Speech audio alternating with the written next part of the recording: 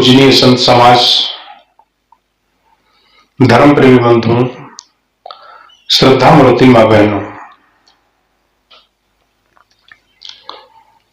हमारी संस्कृति हमारी जान है। अगर जो हम अपनी संस्कृति को भूल गए तो हमारी जीवन से जान निकल जाती है। ये यूं कहिए कि हम बेजान हो जाते हैं। मनुष्य को अपनी संस्कृति नहीं भूलना चाहिए और हम अपनी संस्कृति से दूर होते चले जा रहे हैं। क्यों? हम सब यहां पर बैठे कबीरपंथी हैं। मूलता में हम कबीरपंथी हैं, सदगुरु कबीर साहब के अनुयायी हैं। अब वह व्यक्ति हिंदू भी हो सकता है, मुस्लिम भी हो सकता है, किसी जाति का भी हो सकता है, किसी धर्म का भी हो सकता है,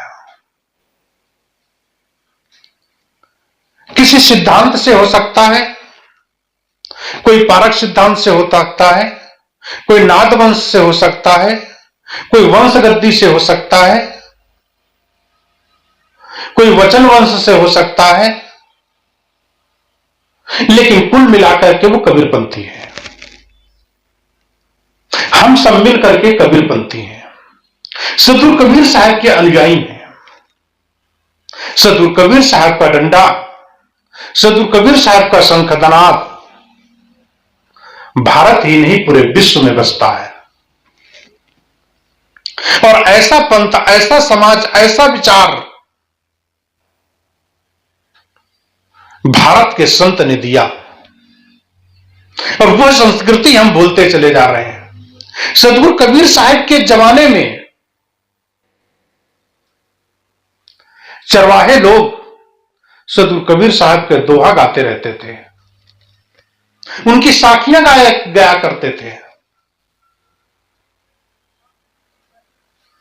और आज हम अपनी संस्कृति को भूलते चले जा रहे हैं। हम भक्त हो जाते हैं, हम शिक्षा ले लेते हैं, हम सदगुरु से दीक्षा ले लेते हैं। आज कबीरपंथियों पर विश्वास हटता चला जा रहा है, श्रद्धा हटती चली जा रही है, धार्मिकता हटती चली जा रही है। क्यों? क्या हमने इस पर कभी विचार करने का प्रयास किया? हम कबीरपंथी हैं, क्या हमने अपने बच्चों को संस्कार दिया? क्या हमने अपने बहुओं को संस्कार दिया? क्या हमने अपने बेटों पर संस्कार दिया? हम कंठी पहन लिए, हम सदगुरु कबीर साहब के अनुयायी हो गए, हम मांस नहीं खाते हैं, हम कंठी पहने हुए हैं, हम भक्ति करते हैं, संतों को घर में आकर के अपने चरण धूल अपने मस्तिष्क पर चढ़ाते हैं। क्या हमने अपने बच्चों को बोला? क्या हम अपने बच्चों को संगत में बैठा ले, सत्संग में बैठा ले? कभी हमने आश्रम पर ले जाए, संतों से उनको दीक्षा दिलवाए? नहीं ना। यह भक्त की ही जिम्मेदारी नहीं है, यह संत की भी जिम्मेदारी है। पहले संत घर घर जाकर के अलग जगाते रहते थे, घर घर जाकर के उनके द्वार पर पूरे परिवार को शिक्षा और दीक्षा दिया करते थे। आज घर तो घर, गांव चल जाना पसंद नहीं करते, वहां तक वो पहुंच नहीं पाते, और पहुंचने का कारण दोनों में है। या तो संत जाते नहीं हैं लोभ और लालच के कारण, या तो भक्त बुलाते नहीं हैं लोभ और लालच के कारण। दोनों लोभी हो सकते हैं, दोनों लालची हो सकते हैं। इसलिए अपनी संस्कृति को बचाना है, अपने भविष्य को बचाना है, सदगुरु कबीर साहब की बात को जन जन तक पहुंचाना है। अब वह पारक सिद्धांत हो या कोई भी सिद्धांत हो, नाथ वंश हो, परंपरा हो या वचन वंश हो या वंश 42 हो इत्यादि, कोई भी, लेकिन मूलतः कबीरपंथी है। कबीर की संस्कृति को बचाने के लिए, साहिब की संस्कृति को बचाने के लिए, साहिब के विचार को जन जन में पहुंचाने के लिए हम सब की प्राथमिकता होनी चाहिए। अगर जो हम सब लोग प्राथमिकता नहीं देंगे तो कबीर साहब का ज्ञान, कबीर साहब के विचार जो जीवंत और ज्वलंत हैं, ये बुझ जाएंगे, हम तक नहीं पहुंचेंगे। और हमारा उत्तरदायित्व है जो कि आपके घर तक, आपके बच्चों में, आपके जीवन में डालने का हमारा वीड़ा उठाना चाहिए। इसलिए आप उनको कोई भी पढ़ाई पढ़ाइए, किसी भी स्कूल में दाखिला दीजिए आप, लेकिन आश्रम बच्चों को जरूर ले जाइए, संतों के पैर जरूर छुलाइए, उनको घर में बुला करके संतों का पदार्पण करवाइए, घर में बुला करके संतों का आचरण, संतों के चरण धुलाइए और उनके आचरण बताइए से अपने पीढ़ियों को, अपने आई हुई बहुओं को, होनहार अपने बच्चों को। संस्कार बदल जाएंगे, गलत तरीके से जीवन जीने से आपके संस्कार चेंज हो जाएंगे, और जिस दिन आपके संस्कार चेंज हो जाएंगे उस दिन आपके बच्चे बेकार हो जाएंगे, आपकी पीढ़ी बर्बाद हो जाएगी, आपका पूरा का पूरा जीवन बर्बाद हो जाएगा। हम सब लोगों की जिम्मेदारी, अगर जो आप भक्त हैं कबीर साहब के, तो कबीर साहब के भक्त हैं तो आप अपने बच्चों को पहले नंबर में कंठी पहनवाइए, उसका खान पान शुद्ध होगा क्योंकि आप भक्त हैं। लेकिन जरूरी नहीं है कि उस बच्चे की आप शादी कर रहे तो बहू आपकी भक्त हो। वैसे तो चाहिए आप भक्त परिवार से ही बहू बनेंगे। अगर जो आप बहू को भक्त परिवार से नहीं मांगते हैं तो आपके घर का नियम क्या होना चाहिए? आपकी देहरी पे कदम रखने से पहले उसके गले में कंठी माला दिलवाइए, किसी भी संत गुरुजनों को बुला करके दीक्षा का संस्कार करवाइए। अगर जो आप दीक्षा का संस्कार नहीं करवाते हैं, हमारे जीवन में संस्कारों की कमी है।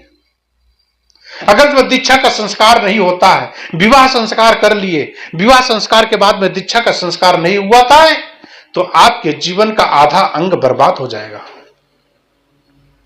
उससे जो, क्योंकि वह लड़की, पता नहीं उसके मां बाप शराबी हो, उसके मां बाप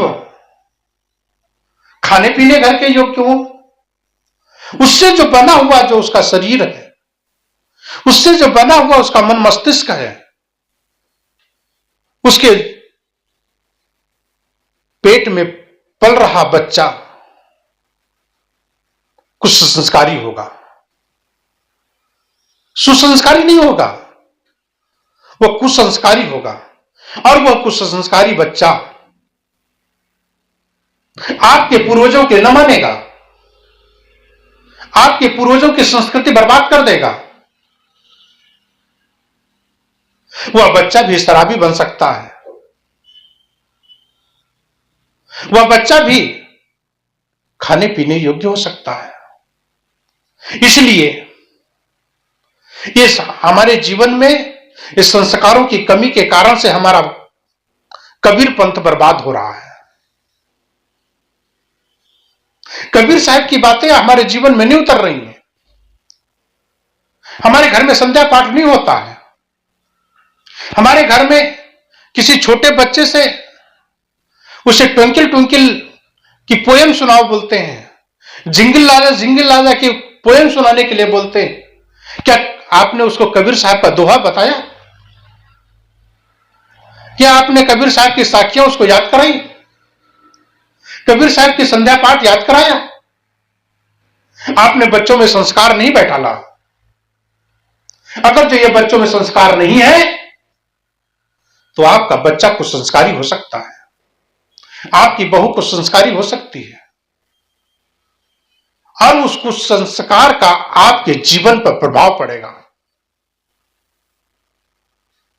इसलिए कबीर साहब के जो विचार ज्वलंत हैं उनको लाने का प्रयास हर भक्त करना चाहिए।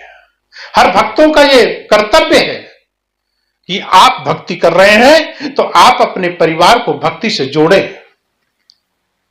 और अगर जो कदाचित आपकी बहू कंठी नहीं पहन रही है तो आप प्रतिबद्ध रहें, करबद्ध रहें कि आप जब तक उसके गले में कंठी नहीं डाल देंगे, जब तक आप उसे भक्त नहीं करवा देंगे, जब तक संतों के द्वारा दीक्षा का संस्कार नहीं करवा देंगे, तब तक आप उसके हाथ का बनाया भोजन न ग्रहण करें।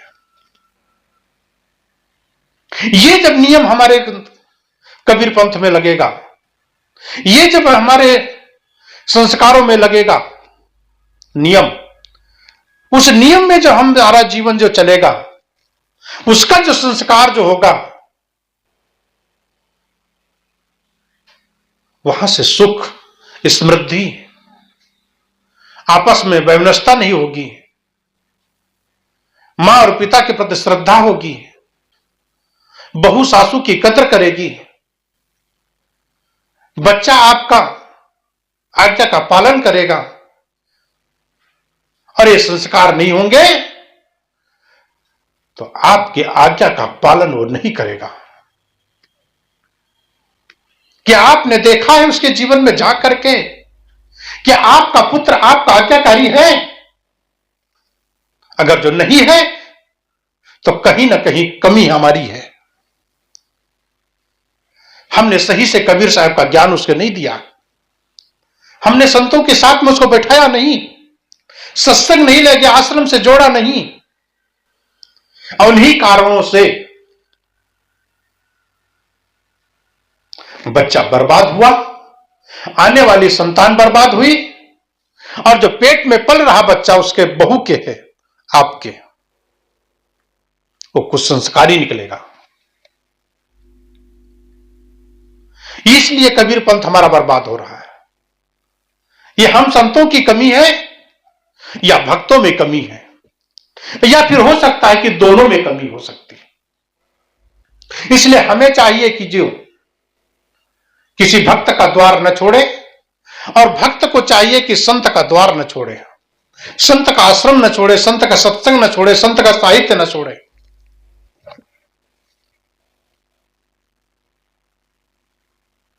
इसलिए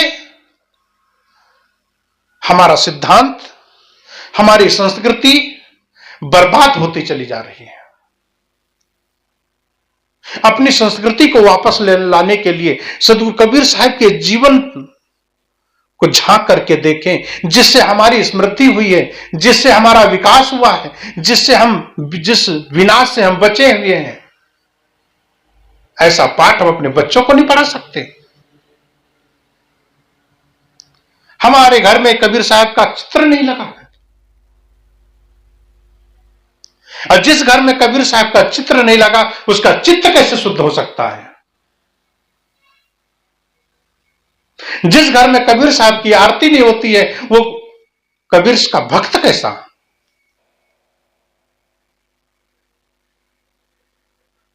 जिसके दिल में कबीर साहब की साखियां नहीं है वो कबीर का भक्त कैसा?